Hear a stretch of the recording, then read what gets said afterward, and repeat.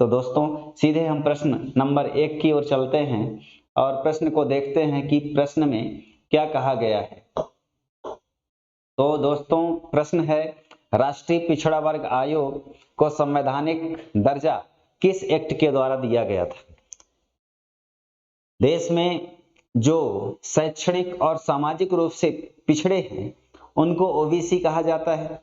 तो सरकार ने जो पिछड़ा वर्ग है, देश में सर्वाधिक आबादी पिछड़ा वर्ग समुदाय से है एससी एसटी के बाद, तो ये जो वर्ग है पिछड़ा वर्ग जो सामाजिक और शैक्षणिक रूप से पिछड़ा है, जिसके लिए काका कालेलकर आयोग सन 1953 में गठित किया गया, 1978 में बीपी मंडल आयोग गठित किया गया और इन आयोगों के द्वारा ये बताया गया कि देश में जो पिछड़ी जातियां हैं उनमें सामाजिक और शैक्षणिक दृष्टि से पिछड़ापन है और उनके लिए कल्याण के लिए जो एक आयोग बना था उसको बोला गया था पिछड़ा वर्ग आयोग। उसका बाकायदा संवैधानिक दर्जा देने का काम, संविधान में उसको उल्लिखित करने का काम किया गया है और वो किया गया है 102वां संविधान संशोधन 2018 के द्वारा। ठीक है, सन 2018 में इस संविधान संशोधन को किया गया। तो दोस्तों संविधान संशोधन का मतलब ये होता है कि ऐसी कोई भी विधि, ऐसा कोई भी प्रावधान जिसको हम संविधान में जोड़ना चाहते हैं स्थायी रूप से या आने वाले समय में तदनुरूप जब समय अनुकूल परिवर्तन करने की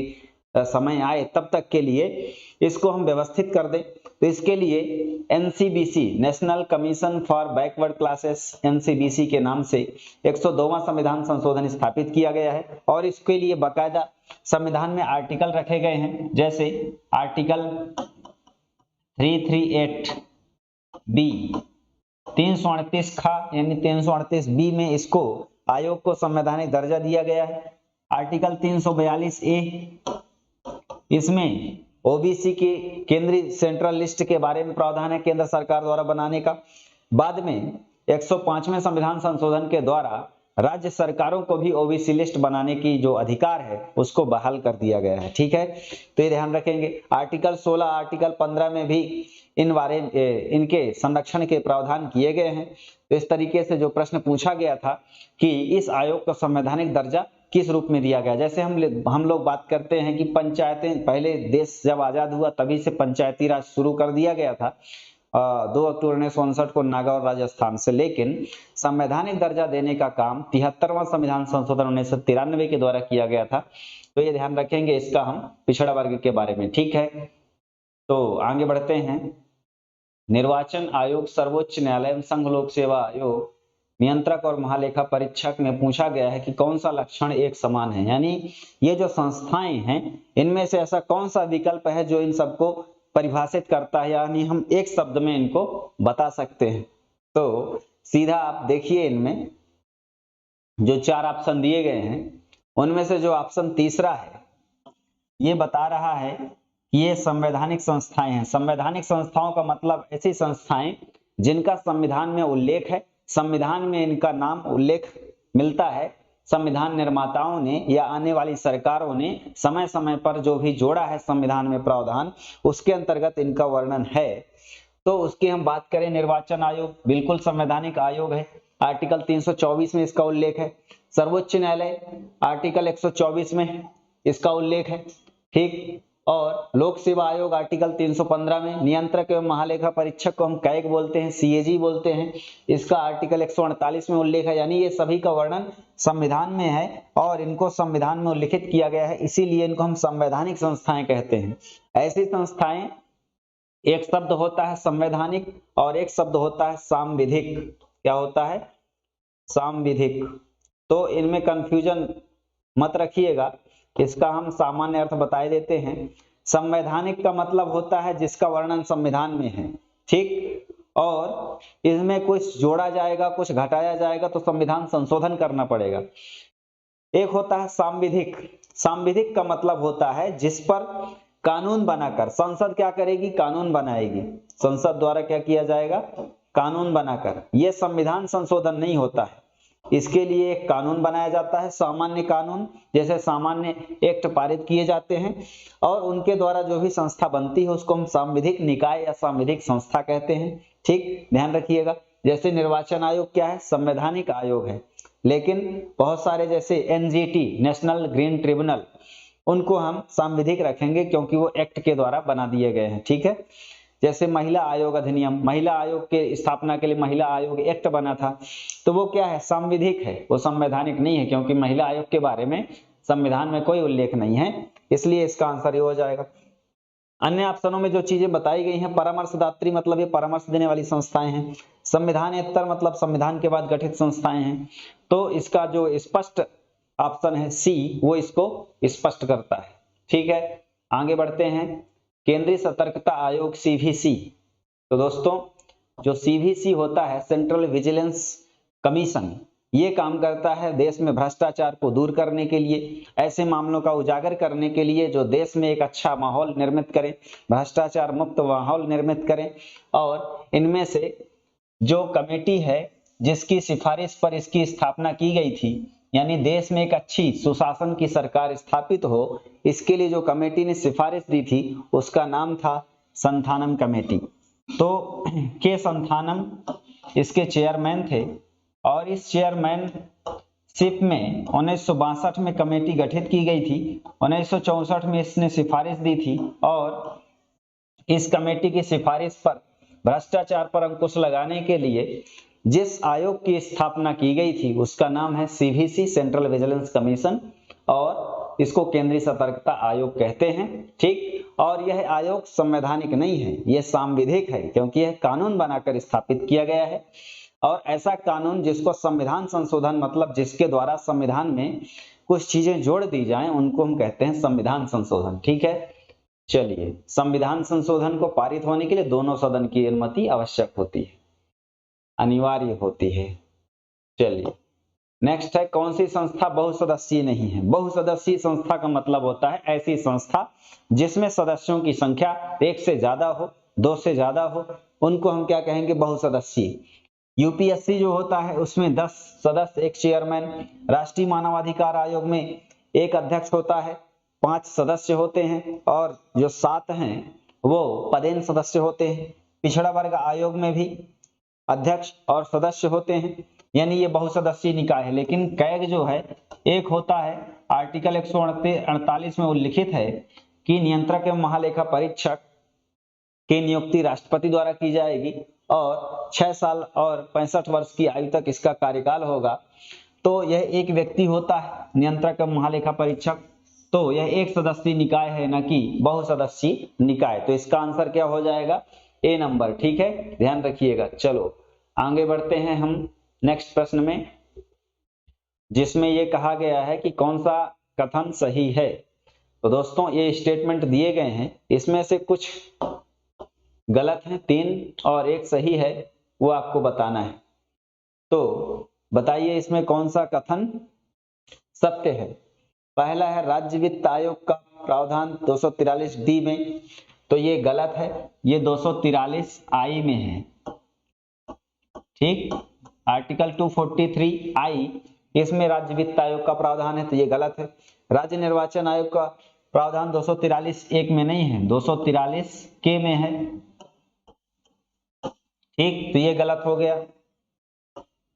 नेक्स्ट है राज्य महाधिवक्ता का प्रावधान, ये भी गलत है, क्योंकि 165 में है महाधिवक्ता के बारे में। महाधिवक्ता कौन होता है? राज्य सरकार का सरकारी वकील होता है, सरकार के जो कानूनी न्यायालय के मामले हैं उस पर पैरवी करता है, सरकार का पक्ष रखता है। भारत के महान्यायवादी का वर्णन 76 में है, ये सही है। तो ऑप्शन डी सही है, बाकी सब गलत हैं। ठीक है, चलिए, यानी ये जो क्वेश्चन है हमें ये बताता है कि हमें संविधान पढ़ना है तो उससे संबंधित महत्वपूर्ण अनुच्छेदों को भी क्या करना पड़ेगा? याद रखना पड़ेगा, बार बार रिवीजन करना पड़ेगा, तब जाके हमसे वो प्रश्न बन जाएगा। ठीक है, अब हम पढ़ते हैं नेक्स्ट प्रश्न में, संघ लोक सेवा आयोग के अध्यक्ष और सदस्यों का कार्यकाल कितना होता है? तो दोस्तों जो संघ लोक सेवा आयोग है उसको हम यूपीएससी भी कहते हैं शॉर्ट में, यूनियन पब्लिक सर्विस कमीशन। यह एक ऐसी संवैधानिक संस्था है जिसके द्वारा चयन किए गए जो अधिकारी हैं आईएएस बनते हैं, आईपीएस बनते हैं, आईएफएस बनते हैं, केंद्र सरकार की बड़ी वर्ग में नौकरी करते हैं। ठीक, तो इन सब में नियुक्ति के लिए जो परीक्षा आयोजित होती है यूपीएससी की, उसको करने वाली संस्था है संघ लोक सेवा आयोग। और इसके जो चेयरमैन होते हैं, इसके जो मेंबर होते हैं, उनका एक निश्चित कार्यकाल होता है, वही पूछा गया है कि कितना होता है, तो वो होता है 6 वर्ष या 65 वर्ष की उम्र तक जो भी पहले हो तब तक रहेंगे। ठीक है, इसके बाद यानी 65 साल से कम उम्र है तो 6 साल तक रहेंगे, रिटायर हो जाएंगे, यानी वो पद से हट जाएंगे, किसी और पद को दिया जा सकता है। लेकिन यदि 65 वर्ष की आयु पहले हासिल कर लेते हैं, 3 साल ही कर पाए, तो उसके बाद भी इनको रिटायर कर दिया जाएगा इससे। ठीक, इसका आंसर ये हो जाएगा। चलिए आगे बढ़ते हैं नेक्स्ट प्रश्न में। जीएसटी काउंसिल का अध्यक्ष कौन होता है? तो दोस्तों जीएसटी एक टैक्स है, यह एक इनडायरेक्ट टैक्स है, गुड्स एंड सर्विस टैक्स, और इस टैक्स के माध्यम से विभिन्न प्रकार के लगभग 17 से अधिक करों को क्या कर दिया गया था, इसमें विलय कर दिया गया था, और एक देश एक कर, वन नेशन वन टैक्स की अवधारणा को इसमें अपनाया गया है। और 1 जुलाई सन 2017 से यह जो है जीएसटी कानून जो है लागू किया गया है, और इसके लिए संविधान संशोधन भी करना पड़ा है, ध्यान रखिएगा। 101वां संविधान संशोधन हुआ है, और इसका जो अध्यक्ष होता है केंद्रीय वित्त मंत्री होते हैं। अर्थात जीएसटी के बारे में कोई निर्णय करना है, कोई भी चीजों को शामिल करना है, संशोधन करना है या निरस्त करना है, इसमें जो अध्यक्ष होंगे केंद्रीय वित्त मंत्री होंगे, क्योंकि जाहिर सी बात है देश में राजस्व एकत्रीकरण से जुड़ा हुआ मामला है, जीएसटी कलेक्शन का मामला है, तो देश के जो फाइनेंस मिनिस्टर होंगे वो जो है इसके नियंत्रक होंगे, उस पर निगरानी रखेंगे। इसीलिए अध्यक्ष की जो जिम्मेदारी है वो वित्त मंत्री को दी गई है। ठीक है, ध्यान रखेंगे अपन, ये बी नंबर इसका सही आंसर है। ठीक, आगे बढ़ते हैं नेक्स्ट प्रश्न में। कैग की जांच रिपोर्ट का सही क्रम क्या होगा? यानी जो कैग है, controller and auditor general of India, नियंत्रक एवं महालेखा परीक्षक, यानी कैग को देश के सार्वजनिक धन का संरक्षक भी कहा गया है। इस पद का प्रावधान इसलिए किया गया है क्योंकि केंद्र और राज्यों को जो पैसा दिया जा रहा है योजनाओं में लगाने के लिए, वो सही तरीके से लगा या नहीं, अर्थात जो भी योजना में पैसा स्वीकार किया गया उसका सही इस्तेमाल किया गया या नहीं, भ्रष्टाचार तो नहीं किया गया, इसकी निगरानी करने के लिए और उस पर बाबत रिपोर्ट देने के लिए जिसकी नियुक्ति की जाती है उसे हम कैग कहते हैं, controller and auditor general of India, नियंत्रक एवं महालेखा परीक्षक। और इसका काम होता है कि लेखाओं की जांच करना, लेखा परीक्षण करना, और यानी उसके हिसाब का, लेखा का जांच पड़ताल करना और इसकी एक रिपोर्ट देना। तो वो क्या करते हैं, पहले जांच रिपोर्ट करते हैं। ठीक, जांच करेंगे, कैग मतलब सीएजी, ये जांच करेंगे, जांच के बाद रिपोर्ट देंगे, रिपोर्ट के बाद जो है रिपोर्ट जो है किसको देंगे, यहाँ पास इसका आंसर आ जाएगा राष्ट्रपति, कैग, जांच रिपोर्ट, संसद, राष्ट्रपति। ठीक, और ये लोक लेखा समिति, संसद, कैग, जांच रिपोर्ट, राष्ट्रपति। इसका आंसर डी वाले में है। सबसे पहले कैग क्या करेगा, जांच करेगा, जांच के बाद रिपोर्ट देगा, रिपोर्ट किसको देगा, राष्ट्रपति को, और राष्ट्रपति जो है संसद के पटल में रखवाएगा उस रिपोर्ट को। संसद जो है लोक लेखा समिति को भेजेगी, यानी लोक लेखा समिति क्या करेगी, ये कैग की रिपोर्ट की जांच पड़ताल करेगी, उस पर विचार करेगी और फिर उस पर निष्कर्ष निकाला जाएगा। तो इस तरीके से ये रिपोर्ट प्रस्तुत करने के बाद का क्रम होता है, इसको ध्यान रखिएगा, कई बार ऐसे प्रश्न एग्जाम में आते हैं। ठीक है, चलिए आगे बढ़ते हैं। सिविल सेवाओं का भारतीयकरण किया गया था, इसका मतलब क्या है? इसका मतलब यह है कि पहले सिविल सेवा की परीक्षा ब्रिटेन में आयोजित की जाती थी और उसमें अंग्रेज ही हिस्सा लेते थे, यूरोपीय ही हिस्सा लेते थे, श्वेत, ठीक है, इंग्लैंड वाले। बाद में लॉर्ड लिटन के समय में इसका भारतीयकरण किया गया, अर्थात कोई भी व्यक्ति, कोई भी जो क्या बोलते हैं, यहाँ पास जो है लॉर्ड बेंटिक है, ध्यान रखिएगा, विलियम बेंटिक। ठीक, लिटन की जगह बेंटिक रहेगा। विलियम बेंटिक के समय में ये रखा गया था कि कोई भी व्यक्ति किसी भी जाति धर्म से हो, कहीं से भी हो और भारत के हो, भारत का हो, वह भी जो है सिविल सेवा का क्या कर सकता है, सिविल सेवा परीक्षा में भाग ले सकता है। तो लॉर्ड विलियम बेंटिक के समय में ये सब किया गया था, लिटन की जगह बेंटिक कर लेंगे, बाकी पूरा सही है। ठीक है, चलिए आगे बढ़ते हैं। कौन महिला आयोग से संबंधित तथ्य गलत है? तो दोस्तों यहाँ कुछ स्टेटमेंट दिए गए हैं जिसमें से महिला आयोग से रिलेटेड कौन सा नहीं है उसके बारे में देखना है। तो इसका गठन 31 जनवरी 1992 को किया गया है। हमने जैसे बताया था कि महिला आयोग को स्थापित करने के लिए 1990 में राष्ट्रीय महिला आयोग अधिनियम 1990 पारित किया गया था संसद द्वारा, और इस एक्ट के द्वारा यानी 1990 के एक्ट के द्वारा 31 जनवरी 1992 को स्थापना हुई थी। सही है। इसके सदस्यों का कार्यकाल 3 वर्ष या 65 वर्ष की आयु जो भी पहले होता है। सही है। इस आयोग की प्रथम अध्यक्ष श्रीमती जयंती पटनायक थी। सही है। इस आयोग की वर्तमान अध्यक्ष सुश्री स्वाति मालवाल हैं। गलत है ये, क्योंकि इसके 2 अध्यक्ष हैं वर्तमान में, वह हैं श्रीमती रेखा शर्मा जी। कौन है? सुश्री रेखा शर्मा जी। रेखा शर्मा है इसकी अध्यक्ष। ठीक, ध्यान रखिएगा, इसकी अध्यक्ष है रेखा शर्मा वर्तमान में। ठीक, तो ये वाला स्टेटमेंट डी नंबर गलत हो जाएगा। चलिए आगे बढ़ते हैं नेक्स्ट प्रश्न में। हाँ, प्रदेश राज्य महिला आयोग से संबंधित कौन सा कथन गलत है? यानी इसमें बताया गया है कि राज्य, अभी तुम राष्ट्रीय महिला आयोग की बात कर ली है, राज्य मतलब मध्य प्रदेश महिला आयोग। इसमें पहला है राज्य महिला आयोग का गठन 23 मार्च 1998 में किया गया था। अब यह भी एक सांविधिक निकाय है, इसके लिए भी मध्य प्रदेश सरकार ने राज्य महिला आयोग अधिनियम 1995 पास किया था और उसी एक्ट के द्वारा 23 मार्च 1998 को इसकी स्थापना की गई थी। ठीक है, ये एक्ट लिखा भी है, मध्य प्रदेश राज्य महिला आयोग अधिनियम पारित किया गया था। अध्यक्ष सहित यह 7 सदस्यीय निकाय है। इसका मुख्यालय जबलपुर में स्थित है। ये गलत है, क्योंकि इसका मुख्यालय कहाँ है? भोपाल में है। तो इसका मुख्यालय भोपाल में है और बाकी सभी स्टेटमेंट सही हैं। राइट, चलिए आगे बढ़ते हैं नेक्स्ट प्रश्न में।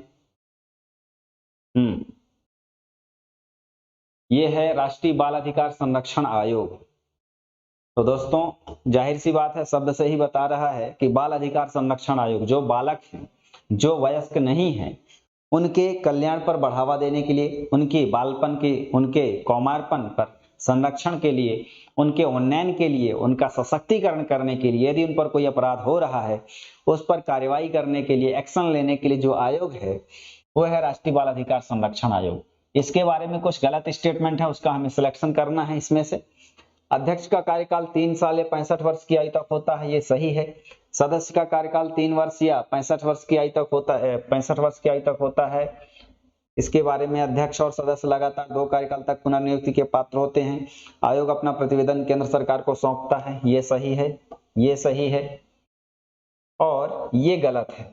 अध्यक्ष का कार्यकाल 3 साल 65 साल होता है, लेकिन सदस्यों का जो कार्यकाल है 3 वर्ष या 60 वर्ष की आयु तक। ठीक, कितने तक? 60 वर्ष तक। बाकी सब सही है, 65 यहाँ नहीं आएगा सदस्यों में।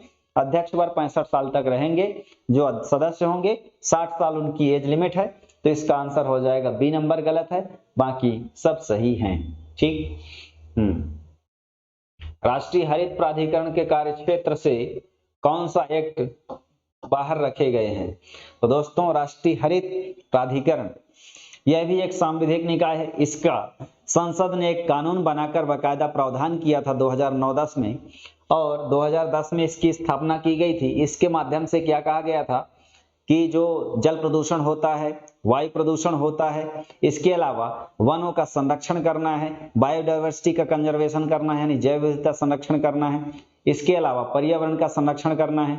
इन सब के लिए इस एक्ट को, इस प्राधिकरण को गठित किया गया था, लेकिन वन्य जीव संरक्षण से रिलेटेड नहीं है, SC/ST के पारंपरिक निवासी अधिनियम से रिलेटेड नहीं है। तो इसका आंसर हो जाएगा, कौन सा अधिनियम बाहर रखे गए हैं? तो उपयुक्त दोनों रखे गए हैं। ठीक है, ये बाहर रखे गए हैं। तो बाहर कौन सा नहीं रखा गया है, यानी शामिल कौन कौन से हैं?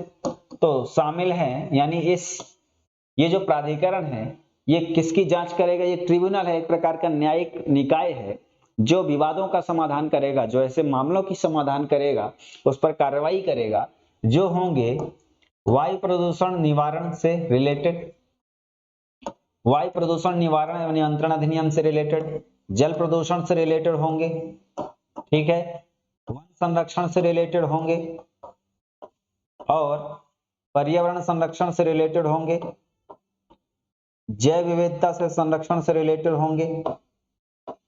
ठीक है, तो जैव विविधता संरक्षण हो, पर्यावरण संरक्षण हो, वन संरक्षण हो, जल प्रदूषण हो, वायु प्रदूषण हो, इनके बारे में एक्शन लेने के लिए, इनसे संबंधित यदि कोई मुकदमा होता है, विवाद होता है, उस पर एक्शन लेने के लिए ये जो निकाय है गठित किया गया है, इसके अंतर्गत ये दोनों एक्ट नहीं आएंगे, ध्यान रखेंगे। आगे बढ़ते हैं। राष्ट्रीय मानवाधिकार आयोग का पदेन सदस्य नहीं है। तो दोस्तों, राष्ट्रीय मानवाधिकार आयोग क्या होता है? देश में जाहिर सी बात है कि संविधान में मौलिक अधिकार दिए गए हैं, बिल्कुल दिए गए हैं। जब कोई भी व्यक्ति कहीं भी जा रहा होता है या कोई कार्य कर रहा होता है, उसके साथ कई बार मानवाधिकार का उल्लंघन होता है, ठीक है। तो जैसे पुलिस कस्टडी में किसी की मृत्यु हो जाती है, पुलिस द्वारा जबरिया उससे बयानबाजी करवाई जाती है, उसे गवाही ली जाती है, तो वहां पास देखा जाता है कि कई बार मानवाधिकार उल्लंघन के मामले देखे गए हैं। यानी पुलिस द्वारा अतिशय अत्याचार जो हो रहा है पब्लिक पर, उसके मामले कई बार देखे गए, उस पर सुप्रीम कोर्ट ने एक्शन भी लिया और बाकायदा दुनिया भर में दबाव बढ़ा कि हर देशों के पास एक मानवाधिकार आयोग हो जो मानवाधिकार के हनन मामलों पर जांच कर सके। इसके लिए देश में भी 1993 में एक कानून बनाया गया, राष्ट्रीय मानवाधिकार संरक्षण कानून। उसी कानून के तहत आयोग का निर्माण किया गया, राष्ट्रीय मानवाधिकार आयोग, NHRC कहा जाता है। तो इसमें संबंध में सदस्य नहीं है, यानी इसका जो संरचना है इसमें कौन सदस्य नहीं होगा उसके बारे में बात करें तो राष्ट्रीय अल्पसंख्यक आयोग का अध्यक्ष होगा, राष्ट्रीय महिला आयोग का अध्यक्ष इसका पदेन सदस्य होगा, अनुसूचित जाति जनजाति आयोग का अध्यक्ष इसका सदस्य होगा, विधि आयोग का अध्यक्ष इसका सदस्य नहीं होगा। इसका आंसर हो जाएगा बी। दोस्तों, इसके बारे में हम बता दें कि इसमें एक अध्यक्ष होता है। क्या होता है? इस आयोग में एक अध्यक्ष होता है, 5 सदस्य होते हैं, ठीक, जिनमें से 2 महिला और इसके अलावा 7 पदेन सदस्य होते हैं। कितने? 7 पदेन सदस्य। तो जो पदेन सदस्य हैं उसी पदेन सदस्य में एक ये होता है, एक ये है, एक ये है। इसके अलावा जो ये SC और ST के 2 हो गए, 3 ये हो गए, 4 ये हो गया। एक होता है दिव्यांगजन कल्याण आयुक्त। तो दिव्यांगजन कल्याण आयुक्त जो बनाया जाता है वो सदस्य होता है। एक OBC कमीशन का अध्यक्ष होता है। तो 1 2 3 4 5 6 और एक जो है बाल अधिकार संरक्षण आयोग का जो अध्यक्ष होता है वो भी जो है इसका पदेन सदस्य होता है। तो 7 हो गए, 7 5 12 1 13, यानी 13 सदस्यीय निकाय है। 2019 में संशोधन हुआ था इसकी संरचना में, तो ये हुआ है वर्तमान में। एक आगे बढ़ते हैं। वित्त आयोग का प्रधान कार्य है। तो दोस्तों, फाइनेंस कमीशन एक संवैधानिक आयोग है। आर्टिकल 280 में इसका उल्लेख है। इसका वर्णन इसलिए किया गया था, इसका प्रावधान इसलिए किया गया था कि केंद्र और राज्यों के बीच राजस्व का वितरण हो सके, अर्थात जो भी टैक्स कलेक्शन होता है राज्यों और केंद्र के बीच, उनमें राज्यों का कितना हिस्सा है, केंद्र का कितना हिस्सा है, इसके बारे में बाकायदा जो राजस्व वितरण है इसकी अनुशंसा करने के लिए आयोग है, ये विचार करता है और ये रिपोर्ट देता है, सलाह देता है, परामर्श देता है केंद्र को। उसी आधार पर राज्यों को जो है राजस्व वितरित किया जाता है। तो आंसर हो जाएगा ए नंबर। ठीक, आगे बढ़ते हैं। मध्य प्रदेश खाद्य संरक्षण आयोग की स्थापना कब की गई? तो दोस्तों, खाद्य संरक्षण आयोग, मध्य प्रदेश भी भारत की तरह कृषि प्रधान राज्य है और कृषि ही देश की और प्रदेश की अर्थव्यवस्था का प्रमुख आधार है। तो इसके लिए जो खाद्य संरक्षण है, यानी लोगों को खाद्यान्न की आपूर्ति हो सके, खाद्यान्न उत्पादन को बढ़ावा दिया जा सके, बफर स्टॉक को बढ़ावा दिया जा सके, खाद्य प्रसंस्करण को बढ़ावा दिया जा सके, इसके लिए एक आयोग गठित किया गया जो देश में, जो प्रदेश में खाद्यान्न उत्पादन को बढ़ावा देने के लिए सब जगह सभी व्यक्ति को खाद्यान्न की सुनिश्चित आपूर्ति को बढ़ावा देने के लिए, यानी सार्वजनिक वितरण प्रणाली जो चल रही है उसका अच्छे से कार्यान्वयन हो सके। राष्ट्रीय खाद्य सुरक्षा अधिनियम जो 2013 में पारित किया गया था उसको अच्छे से लागू किया जा सके। सभी को खाना यानी भोजन यानी खाद्यान्न उपलब्ध हो रहा है या नहीं, इस बार विचार करने के लिए आयोग बना और इसकी स्थापना जो है 21 जुलाई सन 2017 को की गई। सन 2017 को की गई, तो इसका आंसर ये हो जाएगा, ध्यान रखिएगा, भोपाल में की गई है। राज्य लोक सेवा आयोग के अध्यक्ष के बारे में कौन सा कथन सही है?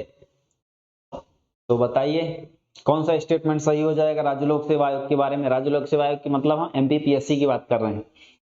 तो इसका सही आंसर है संघ लोक सेवा आयोग का अध्यक्ष बन सकेगा, UPSC का सदस्य बन सकेगा, अन्य राज्य के लोक सेवा आयोग का अध्यक्ष बन सकेगा।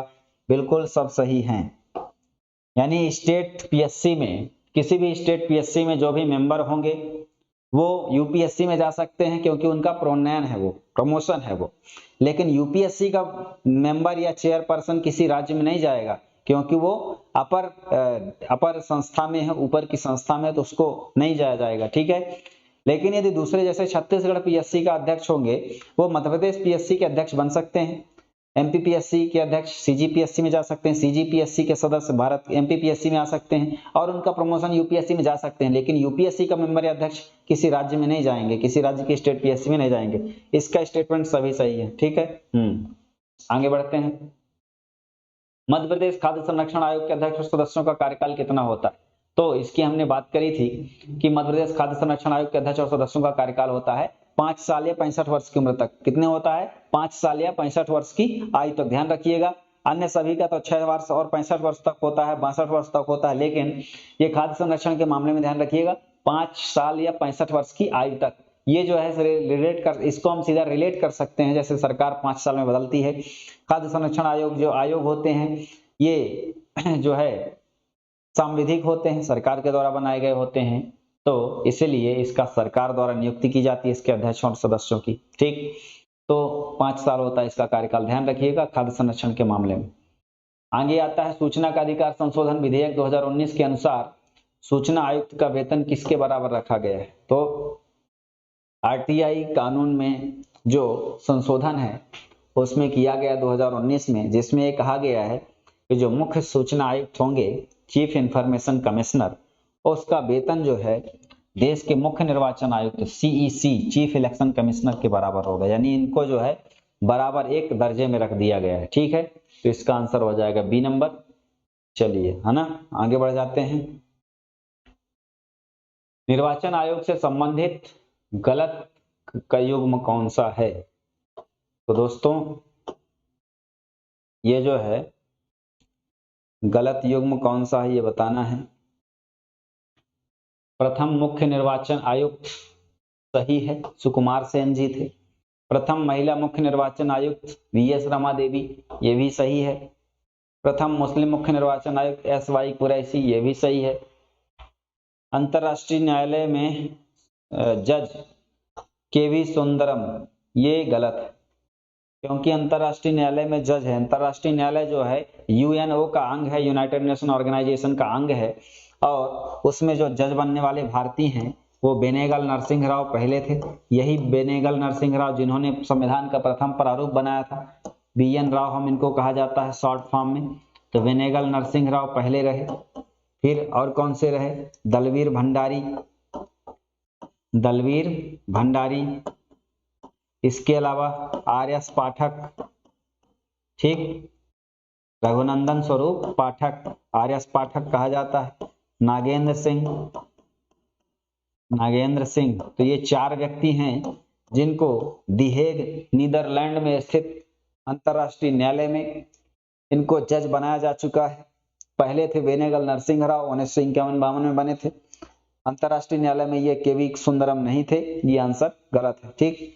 चलो आगे बढ़ते हैं। कौन सा युग्म गलत है? तो दोस्तों सीधा ये बताया गया है कि कौन सा युग्म गलत है। क्षेत्रीय परिषदें किसके अंतर्गत आएंगी? गृह मंत्रालय। क्षेत्रीय परिषद मतलब देश की आंतरिक सुरक्षा संबंधित है, देश की आंतरिक परिषदों से संबंधित मामला है, समस्त राज्यों के सहयोग से बनेगी परिषदें, तो ये आंतरिक मामला है, गृह मंत्रालय के अंतर्गत आएगा। केंद्रीय प्रशासनिक प्राधिकरण कार्मिक मंत्रालय के अंतर्गत आएगा, बिल्कुल सही है। राष्ट्रीय मानवाधिकार आयोग गृह मंत्रालय के अंतर्गत आएगा। केंद्रीय अन्वेषण ब्यूरो, इसको हम शॉर्ट फॉर्म में कहते हैं central bureau of investigation, CBI, यह गृह मंत्रालय के अधीन नहीं आएगा। ये कार्मिक पेंशन और लोक शिकायत मंत्रालय, कार्मिक पेंशन और लोक शिकायत मंत्रालय किसके अधीन आएगा? कार्मिक पेंशन और लोक शिकायत मंत्रालय। यानी ये डीसी नंबर गलत है, बाकी सब सही है, ठीक है। चलो आगे बढ़ते हैं। ये 22 नंबर दिया गया है और इसमें हम बात करते हैं, बहुत सारी राजनीतिक दल लिखे गए हैं, 4 उनके स्थापना दिवस बताया गया है, स्थापना वर्ष बताया गया है। स्थापना वर्ष मूल्यांकन करना है। बीजेपी यानी भारतीय जनता पार्टी जिसकी सरकार चल रही है, इसकी स्थापना 1980 में हुई थी लाल कृष्ण आडवाणी और अटल बिहारी वाजपेयी के द्वारा। कांग्रेस, भारतीय राष्ट्रीय कांग्रेस, इसकी स्थापना 28 दिसंबर 1885 को हुई थी। देश की सबसे पुरानी पार्टी है। राष्ट्रवादी कांग्रेस पार्टी शरद पवार जी की कांग्रेस से अलग होकर 1999 में इन्होंने नई पार्टी बनाई और यह राष्ट्रीय पार्टी भी है। बहुजन समाज पार्टी की स्थापना माननीय कांशीराम जी द्वारा 1984 में स्थापित किया गया था।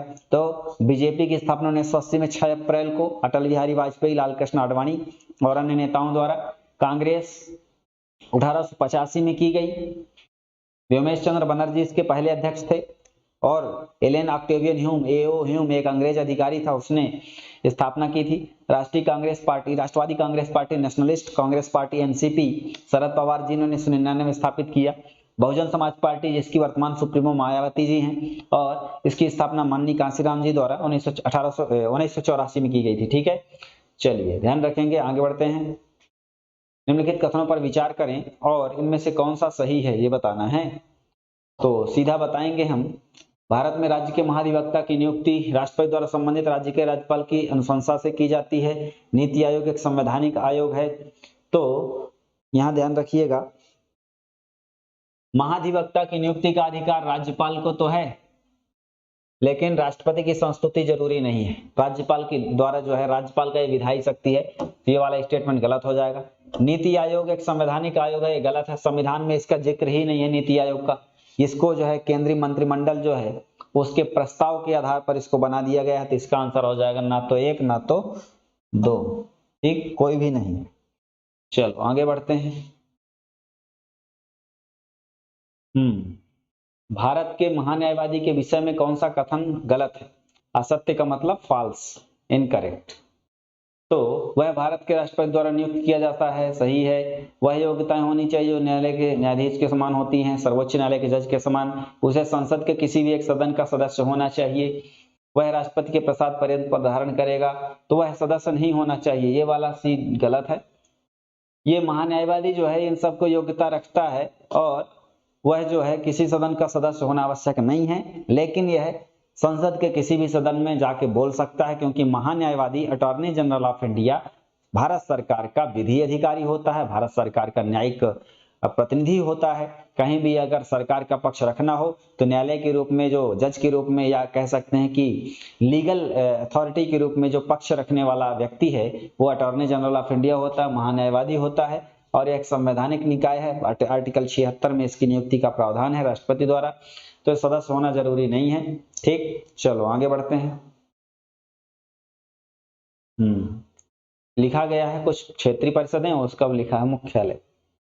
क्षेत्रीय परिषदें क्या होती हैं? मतलब उत्तर, मध्य, पूर्वी, पश्चिमी, दक्षिणी। इसका मतलब ये है कि जैसे उत्तर में है तो उत्तर के जो राज्य हैं भारत में, ठीक है, वो आपस में मिलकर एक बैठक करेंगे और जो उनकी आपसी समस्याएं होंगी उनका समाधान करेंगे।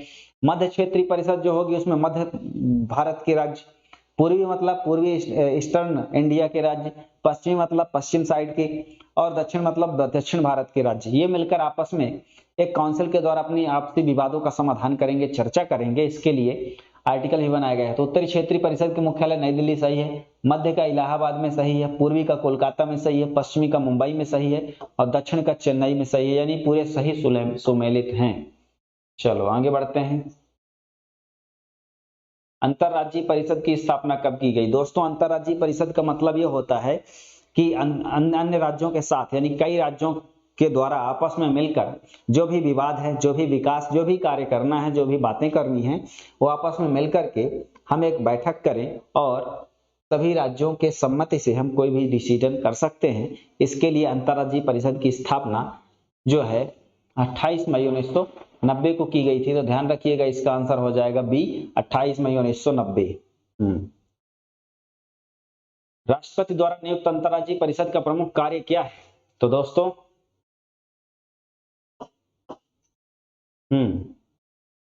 अंतरराज्यीय परिषद, जैसे हमने बात की, 28 मई 1990 को स्थापना की गई थी।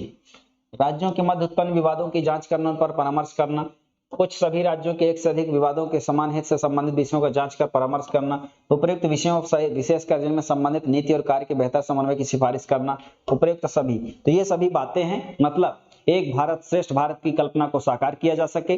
जैसे एक घर में सभी भाई आपस में मिलजुल कर रहें तो परिवार अच्छा रहता है, वैसे ही देश में सभी राज्य के अनुशासित प्रदेश मिलकर रहें, कोई भी विवाद हो उनको बैठकर बाकायदा समाधान कर लिया जाए, तो उसका असर अच्छा होगा, देश सशक्त होगा। ठीक, तो इसके लिए ये अंतर्राज्यीय परिषद की स्थापना का प्रावधान है। चलिए आगे बढ़ते हैं। राष्ट्रीय विकास परिषद। राष्ट्रीय विकास परिषद क्या होती है? राष्ट्रीय विकास परिषद यानी एक ऐसी सभा, एक ऐसी संस्था जिसमें देश के सभी बड़े बड़े प्रतिनिधि मिलकर के देश के विकास के बारे में निर्णय करें, देश के विकास के बारे में सोचे, देश के विकास में फैसला करें, अपना जो विजन है उसको रखें। उसके लिए हम राष्ट्रीय विकास परिषद की स्थापना की गई थी सन 1952 में। 6 अगस्त 1952 को राष्ट्रीय विकास परिषद का गठन किया गया था और इसके अध्यक्ष प्रधानमंत्री होते हैं। इसमें समस्त राज्यों के मुख्यमंत्री शामिल होते हैं और केंद्र शासित प्रदेशों के प्रशासक शामिल होते हैं, मंत्री भी शामिल होते हैं। इनका प्रयास ये रहता है कि देश में जो भी काम हो रहा है, देश में जो विकास किया जाना चाहिए, वो केवल केंद्र कोई एक अकेला केंद्र नहीं है, पूरा भारत केंद्र है, पूरा भारत एक देश है।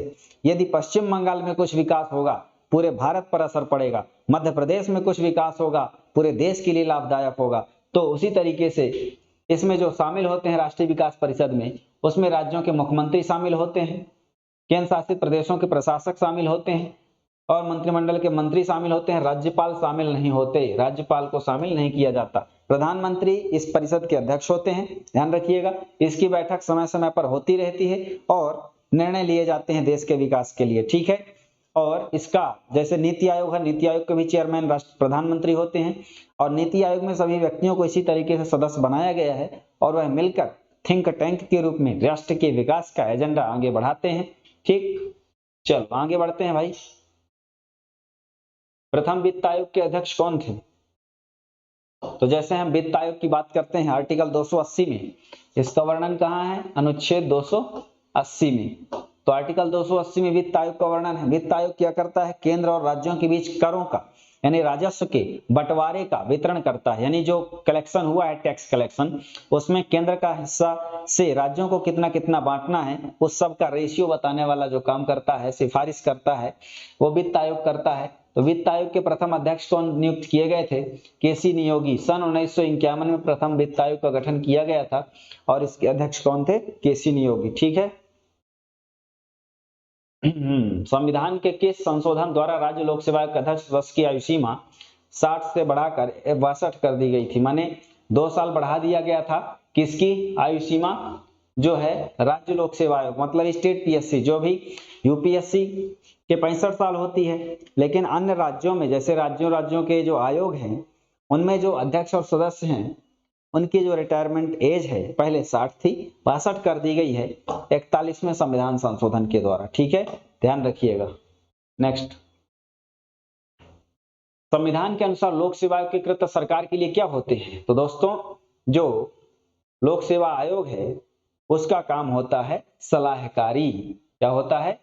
सलाहकारी होता है और अबाध्यकारी होता है। अबाध्यकारी ये शब्द नहीं है, ध्यान रखिएगा। इसका मतलब होता है सलाहकारी, सलाह दे सकता है, अनुशंसा दे सकता है, ठीक है। जैसे भर्ती परीक्षा होती है तो ये इन नामों की संस्तुति करते हैं, ठीक, कि सरकार इनकी नियुक्ति करे। तो इस प्रकार से ये सलाहकारी और कुछ विषय होते हैं उनमें सलाह भी देने का काम करते हैं। चलिए, द्वितीय प्रशासनिक सुधार आयोग 2005,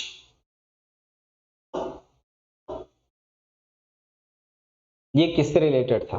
तो दोस्तों ये जो प्रशासनिक सुधार आयोग था दूसरा, ये क्यों गठित किया गया था? ये इसलिए गठित किया गया था कि देश में प्रशासनिक सुधार किया जा सके। जो भी प्रशासनिक ढांचा है उनमें क्या कमियां हैं, क्या किया जाना चाहिए। उत्तम शासन के लिए संस्थानिक व्यवस्था में सुधार, भारतीय दंड संस्था में सुधार, सार्वजनिक जीवन में सुधार, शहरी शासन प्रबंधन के लिए सुधार। तो प्रशासनिक सुधार में जो संस्थानिक सुधार है, संस्थागत सुधार किया जाना चाहिए, ठीक। इसी प्रशासनिक सुधार की संस्तुति थी कि लोकपाल लोकायुक्त भी बनाया जाए, ठीक है।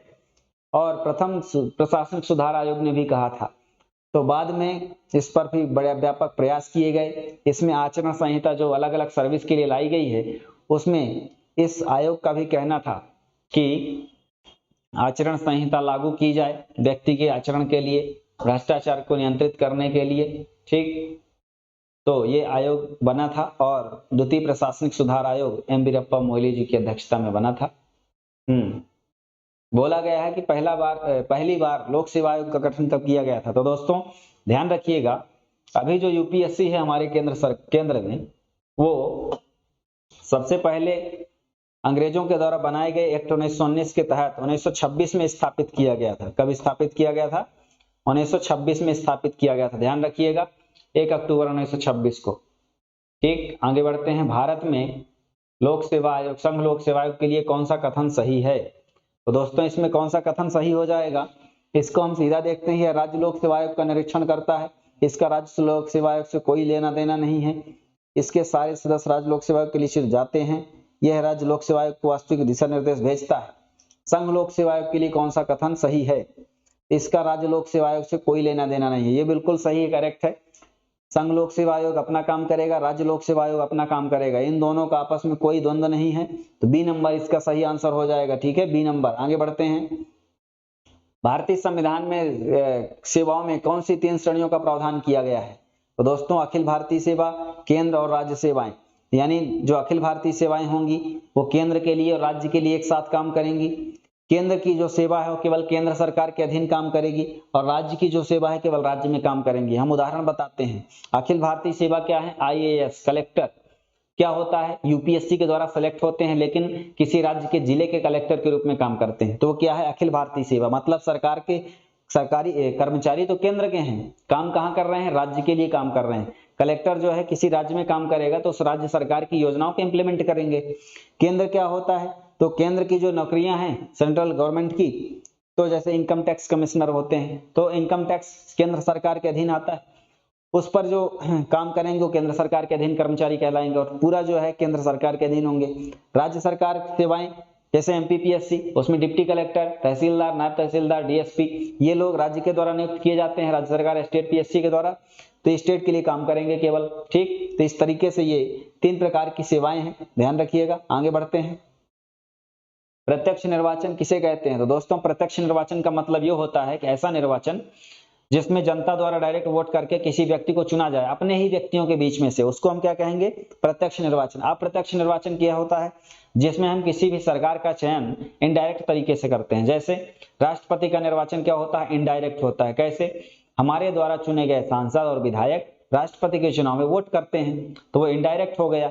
लेकिन लोकसभा सांसद को चुनने का, विधानसभा सदस्य को चुनने के लिए डायरेक्ट जनता वोट करती है, वो प्रत्यक्ष निर्वाचन है। ठीक है, कोई भी जनता के बीच से खड़ा हो सकता है चुनाव में, तो इसका आंसर होगा जनता द्वारा प्रतिनिधि चुनना, ये है प्रत्यक्ष निर्वाचन। ठीक है। निर्वाचन आयोग की सहायता के लिए लोकसभा, राज्य विधानमंडल के साधारण निर्वाचन के पहले प्रादेशिक निर्वाचन आयुक्त की नियुक्ति करने का प्रावधान किसे है? तो राष्ट्रपति को है। राष्ट्रपति क्या करता है? किसी भी राज्य में जो है एक निर्वाचन आयुक्त नियुक्त कर देता है और वह केंद्रीय निर्वाचन आयोग जो है उसकी सहायता के लिए वो वहां पास एक अधिकारी होगा स्टेट में, और बाकायदा जो पत्र व्यवहार है या कन्वर्सेशन है या जो भी उसकी योजनाएं हैं, जो भी नियम रूल्स हैं, उसको फॉलो करने में आसानी होती है, तो राष्ट्रपति उसके लिए नियुक्त करता है। ध्यान रखिएगा। आगे बढ़ते हैं।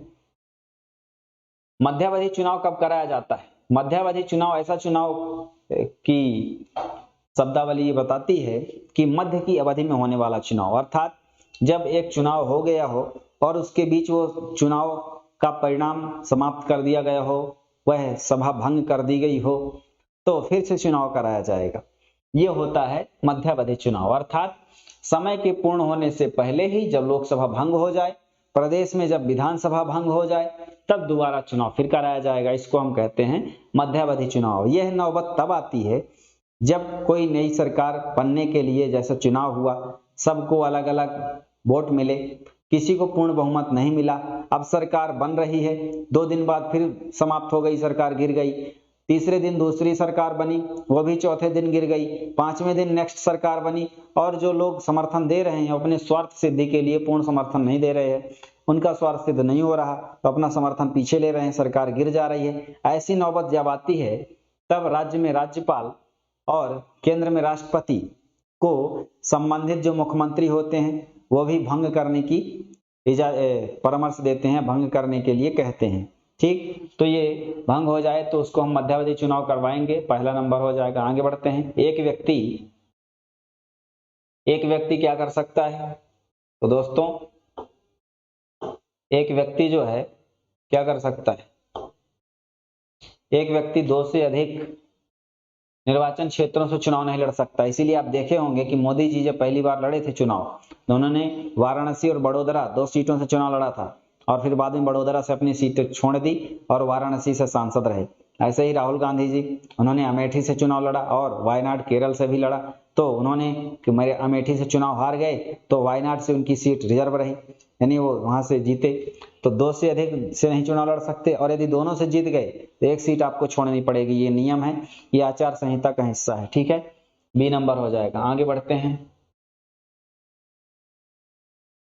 किसी निर्वाचन के दौरान किसी राजनीतिक दल के उम्मीदवार की यदि मृत्यु हो जाए तब क्या होगा? तो दोस्तों, यदि कोई चुनाव हो रहा है कहीं और वहां जो भी कैंडिडेट खड़े हुए हैं उनमें से किसी एक व्यक्ति की मृत्यु हो जाए तब चुनाव प्रभावित होगा। इसके लिए 7 दिन के अंदर फिर दूसरा कैंडिडेट खड़ा कर दिया जाता है और वहां चुनाव को रोक दिया जाता है थोड़े समय के लिए। ठीक है, तो इसका आंसर याद रखिएगा। ठीक, चलो आगे बढ़ते हैं। हाँ, निर्वाचन आयोग या चुनाव आयोग उसी को कहते हैं। ठीक, इसके बारे में बताना है। स्वतंत्र निष्पक्ष चुनाव का अधीक्षण निर्देशन करना सही है। संसद राज्यों के विधायकों और राष्ट्रपति के निर्वाचन नामावली तैयार करना ये भी सही है। चुनाव लड़ने वाले व्यक्तियों और राजनीतिक दलों को चुनाव चिन्ह देना, राजनीतिक दलों को मान्यता देना, ये सही है।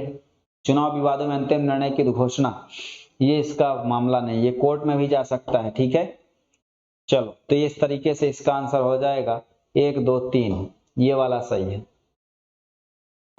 ए नंबर। ठीक है, चलो नेक्स्ट बढ़ते हैं। मुख्य चुनाव आयुक्त को पदच्युत किया जा सकता है। पदच्युत का मतलब होता है हटा देना, पद से हटा देना। मुख्य निर्वाचन जो मुख्य चुनाव आयुक्त होता है देश का, सीईसी, उसको कब हटाया जा सकता है? नियुक्त करने का अधिकार राष्ट्रपति को है। हटाने के लिए संसद के दोनों सदनों के सदस्यों के 2/3 बहुमत से प्रमाणित कदाचार के आधार पर, अर्थात एक प्रकार से महाभियोग की प्रक्रिया है। यह बहुत कठिन होती है। दोनों सदनों के यानी लोकसभा राज्यसभा के 2/3 बहुमत से पारित होना चाहिए। आधार क्या है? कदाचार, अर्थात वो नियम के विरुद्ध काम किया है, संविधान का उल्लंघन किया है, इस आधार पर ये पारित किया जाता है और उसको हटा दिया जाता है। आज तक ऐसा किसी के साथ नहीं हुआ है, तो डी नंबर ध्यान रखिएगा, इसका आंसर हो जाएगा। ठीक है, चलो आगे बढ़ते हैं। 43 नंबर, द्वितीय पिछड़ा वर्ग आयोग का गठन 20 सितंबर 1978 को किया गया था और इसकी अध्यक्षता किसने की थी, ये पूछा गया है। तो दोस्तों, पिछड़ा वर्ग के बारे में सिफारिश देने के लिए और अनुशंसा करने के लिए, विचार करने के लिए 1978 में दूसरे पिछड़ा वर्ग आयोग का गठन किया गया था, जिसके अध्यक्ष बिंदेश्वरी प्रसाद मंडल। बिंदेश्वरी प्रसाद मंडल बिहार के थे और इनकी अध्यक्षता में यह कमीशन गठित किया गया था और इस कमीशन ने 27% रिजर्वेशन देने की सिफारिश की थी। ठीक है, ओबीसी को। फिर बाद में विश्वनाथ प्रताप सिंह सरकार, वीपी सिंह सरकार के समय इसको लागू भी किया गया था। तो ध्यान रखिएगा इसको कि ये बीपी मंडल थे, 1978 में गठित हुआ था और 1980 में रिपोर्ट दी थी, रिपोर्ट 1980 में दी थी। ठीक है, चलो आगे बढ़ते हैं। राष्ट्रीय मानवाधिकार आयोग के बारे में गलत कथन कौन सा है? तो दोस्तों, राष्ट्रीय मानवाधिकार आयोग के बारे में जो गलत कथन है उसका स्टेटमेंट हमें पढ़ना है। इसके पदेन सदस्य SC ST पिछड़ा वर्ग सदस्यों में शामिल होते हैं, सही है। दिव्यांग के लिए शामिल होते हैं। गैर न्यायिक सदस्यों में महिला को अनिवार्य रखा गया है और इसकी कुल सदस्यता 13 होती है, नहीं 15 नहीं होती, 13 होती है। ठीक है, बाकी सब सही है, ध्यान रखिएगा 13। इसकी संरचना के बारे में हमें पहले प्रश्न में इसको डिस्क्राइब कर चुके हैं। आगे आता है मध्य प्रदेश लोक सेवा आयोग का गठन कब किया गया था? दोस्तों, आर्टिकल 315 में प्रावधान है कि हर राज्य के लिए और केंद्र के लिए एक लोक सेवा आयोग होगा। उसी तरीके से जब मध्य प्रदेश का गठन हो गया था 1 नवंबर 1956 को, उसी दिन से मध्य प्रदेश के इंदौर में DV रेगी की अध्यक्षता में प्रथम लोक सेवा आयोग का गठन किया गया था। 1 नवंबर 1956 इसका सही आंसर हो जाएगा। ठीक है, आगे बढ़ते हैं। मध्य प्रदेश लोक सेवा आयोग के सदस्य के संबंध में कौन सा कथन गलत है? तो जो मध्य प्रदेश PSC है, MP PSC है, उसके सदस्य के बारे में गलत कथन कौन सा होगा? सदस्यों का कार्यकाल 6 वर्ष का होगा सदस्यों की ये सेवानिवृत्ति आयु 62 साल की होगी। लोक सेवा आयोग के सदस्य अपनी पदावधि की समाप्ति पर उस पद पर पुनर्नियुक्ति का पात्र होगा। तो ये पुनर्नियुक्ति का पात्र नहीं है, एक बार चुने जाएंगे, 6 साल तक रहेंगे या 62 साल की उम्र तक रहेंगे और उसके बाद छोड़ देंगे पद, ठीक है, अधिकार नहीं है। तीसरा जो लिखा है पुनर्नियुक्ति, पुनर्नियुक्ति का उस पद में प्रावधान नहीं है, आपका दूसरे राज्य में ट्रांसफर किया जा सकता है, दूसरे राज्य में नियुक्ति हो सकती है, ट्रांसफर नहीं, नियुक्ति कर सकते हैं दूसरे राज्य में, या केंद्र में यूपीएससी में नियुक्ति हो सकती है, लेकिन उसी आयोग में दोबारा नहीं होगा, तो पुनर्नियुक्ति नहीं है। ठीक, इसका आंसर हो जाएगा। आगे बढ़ते हैं। मध्य प्रदेश राज्य लोक सेवा आयोग के अध्यक्ष पद में नियुक्ति के लिए कौन पात्र है? तो दोस्तों हमने जैसे पिछले प्रश्न में इस बात पर डिस्कशन किया ही था कि कौन व्यक्ति किस में जा सकता है, तो बात करते हैं। जो एमपीपीएससी है, एमपीपीएससी में जो अध्यक्ष होगा उसमें पद के लिए नियुक्ति के लिए कौन पात्र होगा? तो कौन बन सकता है अध्यक्ष?